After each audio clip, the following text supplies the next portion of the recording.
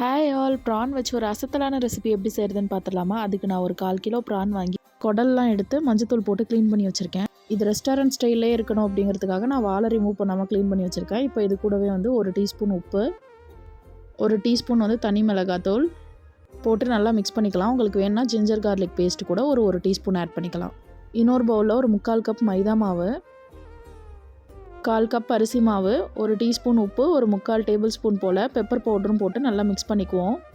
இதுவும் ஒரு ஓரமாக வச்சுக்கலாம். இப்போது ஒரு பவுலில் ஒரு முட்டையை போட்டு நல்லா பீட் பண்ணி வச்சுக்கலாம். இப்போ ப்ரானை நம்ம மாவு மிக்சரில் நல்லா டிப் பண்ணிக்குவோம்.